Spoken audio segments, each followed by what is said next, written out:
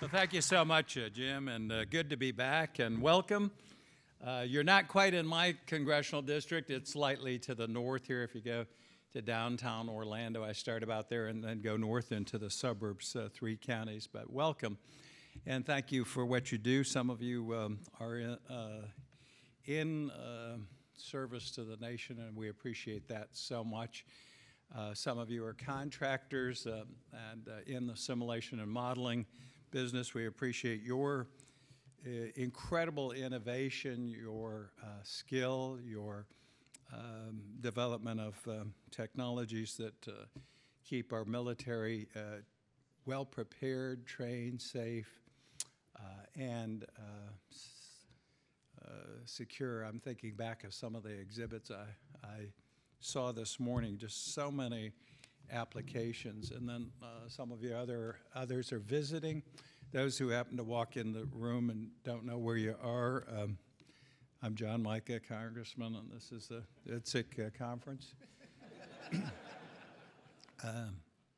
And some faces from Central Florida. In morning, I see a couple of UCF stalwarts. They've had a bad season. What is it, 0-12 or something? And my Gators had a bad Saturday up there against the girls' school.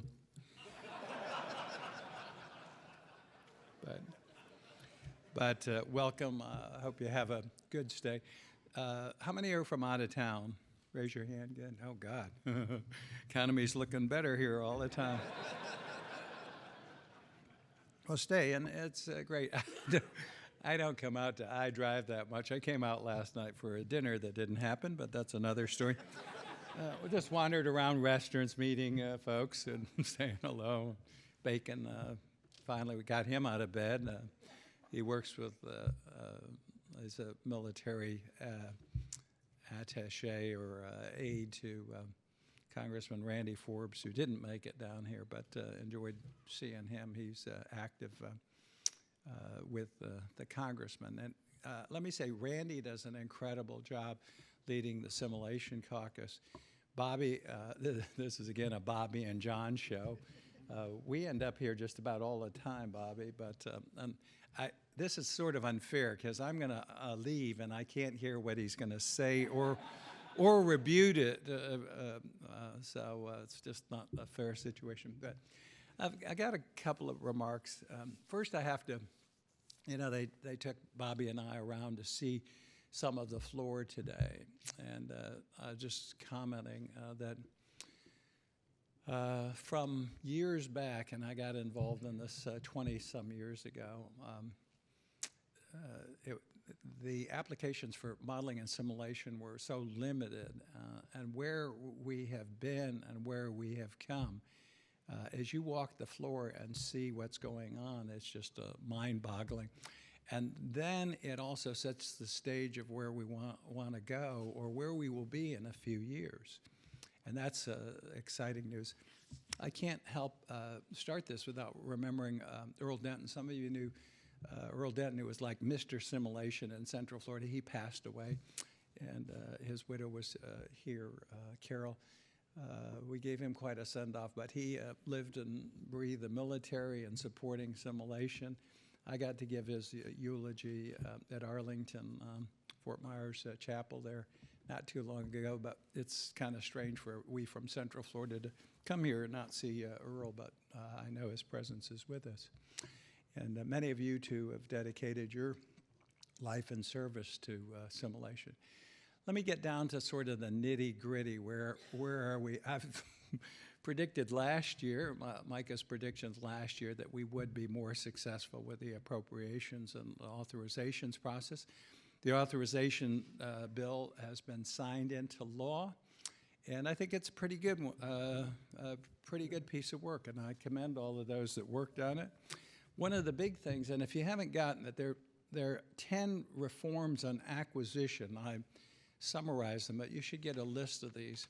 And that's very important because sometimes the acquisition in our policy in the federal government, particularly DOT, but in all the federal programs, it doesn't work well. You all have had to deal with it, both if you're in the military or if you're in the private sector and you know it doesn't work well. So there's a whole host of these. Maybe I'll leave these and get these reforms to you. Maybe we could distribute some of these. But what I'd like you to do is go through as this authorization is implemented, and the intent was to make it more flexible, try to work with industry and others and try to get ahead of the curve and staying behind the curve, doing the same old, and avoiding some of the paperwork, the hurdles you had to go through in acquisition. That's the intent of this, and I'd really like to hear from you in the next year. And there'll be a test on this to see how it's actually working, because if it doesn't work, we need to make it work, and Congress intended it to work and solve some of the problems we have basically in acquisition. So that's something I wanted to talk about. Then let me talk about this too. Having been in it a long time, and we're all creatures of sort of habit and comfort. We don't want to get outside our comfort zone. So some of us get very comfortable with what we've done, how we're doing it, and how we've done it, and we don't want to change. And that's one of the challenges I want to throw out to the industry today, that you have got to not just look at the contract you have or what you're doing now, but looking to the future and how you get there. We're on the cutting edge of so many developmental changes in simulation. Some of the applications I saw today they stir your mind and think of where we can be and where we should go. And some of you know where you can go, both those in the military and then the private sector. And sometimes it's the acquisition, sometimes everybody's comfortable with doing the same old routine and the way we did it and not getting there. So it's a challenge to the military. It's a challenge to the agencies too. There's so many applications of what you do for so many departments of the federal government. I saw some in transportation. I saw some on training bridge inspectors. Think about that, an application. I saw applications for just a host of commercial activities. So you've got to think, if you're in the industry of the DOD, advance is where we can go and how we get there, and not just stay in your own comfort zone, but trying to take it all to the next level. We all benefit by that. So that's the first challenge. Now, the next challenge we have, and we've got authorization for acquisition, for more flexibility, all of that. The next challenge I think we face is, since the very beginning of the founding of the Republic, it's always been a guns and butter debate. You can go back historically, trying to finance a Revolutionary War and win that battle, and through history, the World War II, financing that, and then the domestic demands, all the different conflicts and the domestic demands. We've had most recently the guns and butter debate with the administration. As all of you know, and you've been victim of it, is the sequestration took some arbitrary cuts and was taking them, and defense took one of the biggest hits, some unfair hits. At some point, and I'm the senior member in the Oversight National Security Subcommittee, that's the OGR, Government Reform and Oversight Committee, been on that 23 years. And you have access to seeing the sort of the whole picture. At some point, and in our time and place right now, our nation is facing a whole host of unprecedented threats. Cybersecurity, that we've seen the growth of extremism, and with ISIS, the world come unglued in different parts. But at this point in time, and what we've done, and I supported, in fact, I voted for sequestration and never thought it would happen, and it did. But at some point in time, you got to say, wait a second. And I felt at this moment, in talking to some of the people in the industry, modeling and simulation, and the military, that we couldn't go further. so many of you have had the fits and starts of the continuing resolutions, the instability of financing, and the games that have been played in Washington. Some of it are honest games, and there are two debates between cutting spending and the country going down the tubes in debt. I was one of 79 Republicans who voted for the recent adjustment to the budget and try to get a 2-year deal so you wouldn't have that. And I thought that was a reasonable thing to do. I'll probably get creamed in the election for it. But it was the thing that we needed to do. I did it because of what I've seen with your programs, and I did it for the country and our national security. I also did it for our veterans because a lot of things I'm involved in locally deal with services to our veterans, those who have served us. So at some point you say, we can't do this. We can't continue to string you along and cause you a lot of heartache. We've got to be responsible, particularly when it comes to defense. So that is pretty much resolved. I'm pleased. I mean, Obama was tough. He had his domestic, butter programs, and some of those hopefully will work out. Avoid some of the cuts in Medicare and things that hurt our seniors. But all told, I think it's a pretty good deal. All told, in 1 week, we didn't